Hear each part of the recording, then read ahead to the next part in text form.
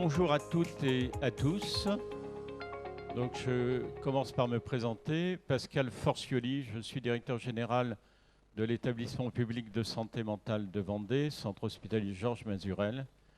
J'ai vraiment grand plaisir à ouvrir cette journée avec les personnes qui m'entourent, donc Jean Marchand, qui est chef de service des urgences psychiatriques au centre hospitalier Mazurel, et qui gère notamment les équipes de La Roche-sur-Yon, de Luçon, de Montaigu et de Fontenay-le-Comte.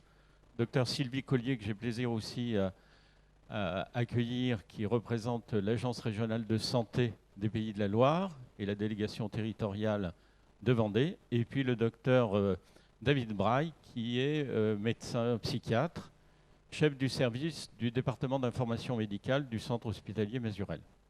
Et tous les deux vous expliqueront pourquoi ils sont là aussi à mes côtés.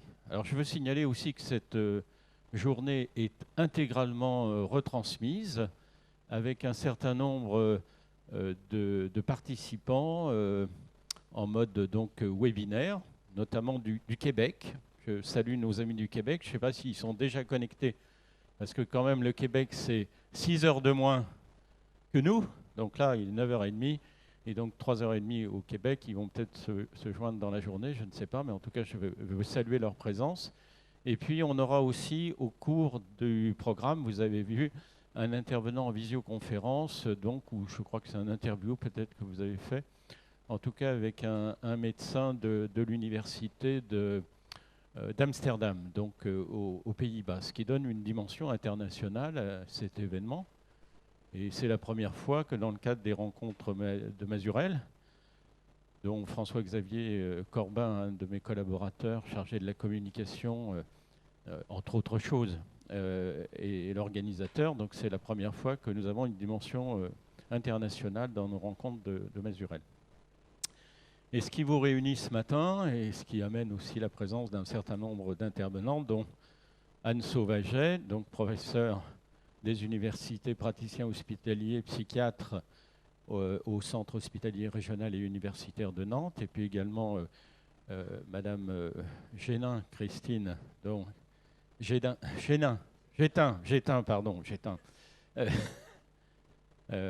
Christine Gétin, donc, qui est présidente de l'association Hyper Super TDAH. Elle vous expliquera ce qu'est cette association, qui est une association nationale qui a été créée il y a 21 ans, qui compte un peu plus de 3000 adhérents et qui est animée donc par la présidente, qui par ailleurs est une Sablaise. Voilà, on vous expliquera tout ça. Alors, les TDAH, c'est donc le trouble de l'attention avec ou sans hyperactivité. Voilà, parce que certains patients présentent parmi leurs signes symptomatiques le signe de l'hyperactivité, d'autres pas. Et c'est donc tout ça qui va vous être expliqué au cours de la journée et des différentes interventions. Globalement, on estime la prévalence de cette pathologie, qui est donc un trouble du neurodéveloppement, à 2,5 à 5% des enfants et à 2,5% des adultes. Et bien évidemment, il y a un certain nombre d'adultes qui présentent ce trouble, qui ont été des enfants qui présentaient ce trouble. Et j'ai récemment échangé avec un pédopsychiatre de Saint-Avé qui me racontait que dans sa salle d'attente, il lui suffit de regarder l'enfant pour savoir s'il est atteint ou pas de ce trouble, parce que l'enfant a mis sans dessus-dessous la salle d'attente. Voilà. Et c'est donc un des signes parmi d'autres. Alors souvent, ces enfants, quand ils sont tout jeunes, ils sont hyper actifs, mais hyper éveillés. Voilà, et on les trouve particulièrement précoces. Ils font un tas de choses. Et puis petit à petit, ce trouble devient envahissant et il constitue un handicap. Et en fait, c'est quand le trouble constitue un handicap, que ce soit pour un enfant ou pour un adulte, qu'il est effectivement intéressant de pouvoir rentrer dans le soin, de de pouvoir, donc à partir des repérages des signes, pouvoir consulter. Alors en premier, ça peut être consulter un médecin généraliste, un pédiatre, un orthophoniste, un psychologue, enfin voilà, un professionnel de santé, et puis qui va petit à petit pouvoir compléter avec d'autres éléments de bilan. Voilà, on verra au cours aussi de la journée combien sont importants les bilans des neuropsychologues, des psychomotriciens, des orthophonistes, des ergothérapeutes, en fait, des psychologues. Et donc tout ça, c'est un ensemble de bilans fait par plusieurs professionnels qui va permettre d'étayer le diagnostic et bien sûr aussi porté au niveau médical par un pédopsychiatre, par un psychiatre, par un médecin généraliste, pourvu qu'il soit formé à la reconnaissance de ce trouble particulier.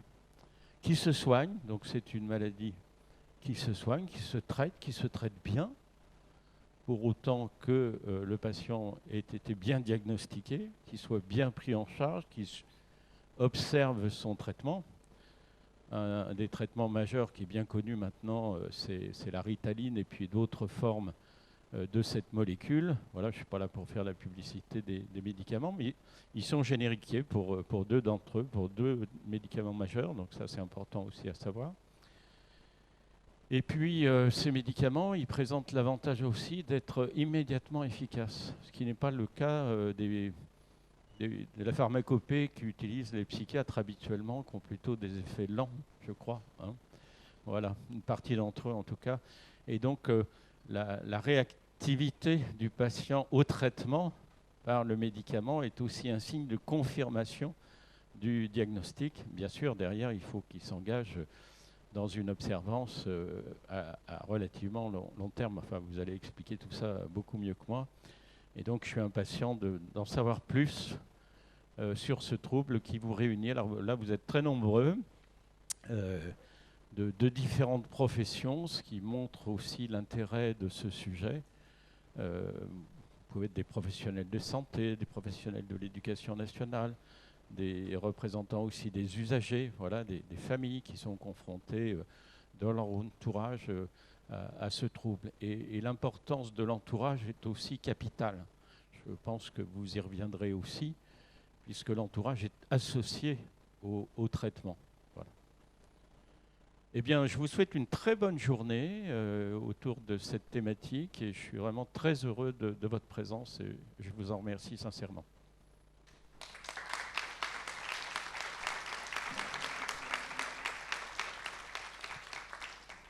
Je souhaite, au nom de l'Agence régionale de santé, remercier vivement l'établissement public de santé mentale de Vendée de l'organisation de cette journée en lien avec l'association Hyper-Super. Mes remerciements vont notamment à M. Forcioli, directeur de l'établissement, Dr Delon-Sommier et Dr Marinescu, respectivement présidente et vice-président de la CME, Dr Marchand et Dr Braille, ainsi qu'à Mme Gétin pour l'association Hyper-Super. L'accès à un repérage et un diagnostic est décisif pour les personnes souffrant d'un trouble déficit de l'attention avec ou sans hyperactivité. La mise en œuvre d'un accompagnement leur permet, au-delà des difficultés rencontrées, de s'inscrire dans un parcours de santé et de vie choisi. Les dispositifs ont déjà été déployés pour les enfants souffrant d'un trouble du neurodéveloppement en Vendée. La précocité des interventions est en effet pour eux un enjeu majeur. L'organisation des conditions d'un repérage précoce, d'un accès rapide et facilité à un diagnostic et à un accompagnement ont été jusqu'alors les priorités de l'ARS, conformément aux orientations nationales. Les plateformes de coordination et d'orientation ont été autorisées à cet effet en juillet 2019 pour les enfants de 0 à 6 ans et le 30 mars dernier pour les enfants de 7 à 12 ans. Nous sommes à une période charnière. Comme vous le savez, la synthèse des contributions à la concertation citoyenne engagée dans le cadre de la stratégie nationale pour les troubles du neurodéveloppement 2023-2027 est publiée ce jour. Les travaux du projet régional de santé de 3e génération sont en cours. L'ARS inscrira dans sa feuille de route les priorités de cette stratégie nationale. Elle soutiendra la mise en œuvre d'actions susceptibles d'améliorer le parcours de santé et de vie des personnes concernées, en lien avec les partenaires impliqués, représentants des usagers, conseil départemental, maison départementale des personnes handicapées, centre ressources autisme, centre d'excellence autisme et troubles neurodéveloppement, acteurs de la santé, du social, du médico-social, de l'éducation et du travail. Le renforcement des actions de repérage et d'intervention précoce est un objectif. L'intensification de la sensibilisation et de la formation des acteurs aux recommandations de bonnes pratiques professionnelles à toutes les étapes du parcours de la vie en est un autre. Ces actions contribueront à un accès facilité à des soins ainsi qu'à des réponses éducatives, pédagogiques et d'accompagnement professionnel adaptées aux besoins. Les acteurs du projet territorial de santé mentale mobilisés sur le département pourront, conformément au décret du 27 juillet 2017, apporter leur contribution pour faciliter l'accès aux soins. Il s'agit, avec le soutien aux familles, à l'insertion sociale et les bénéfices de la pérédance, de réduire les pertes de chance et d'éviter l'aggravation des situations pour les personnes en situation de handicap notamment. L'ARS Pays de la Loire soutiendra l'émergence de réponses structurées et territorialisées.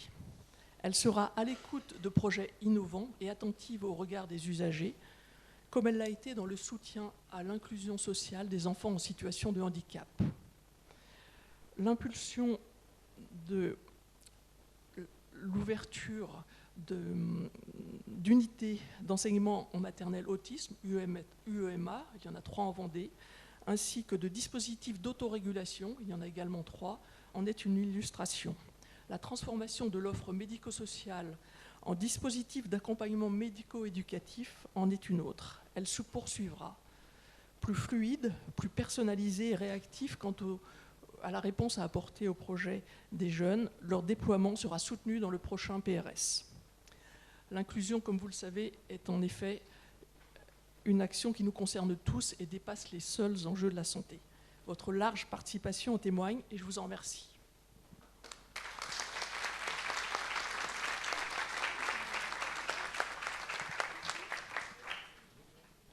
Bonjour à tous. Alors déjà, je suis très heureux de vous voir aussi nombreux ce matin. Je vais tenter d'animer, en tout cas la matinée de cette première journée du TDAH en Vendée. Puis je vais peut-être commencer par me présenter aussi, ça serait peut-être pas mal. Je suis le docteur Jean Marchand, je suis le chef de service des urgences psychiatriques de Vendée, notamment La Roche-sur-Yon, Montaigu-Luçon et Fontenay-le-Comte. Et j'ai une certaine appétence pour le TDAH, peut-être parce que je le suis un petit peu aussi.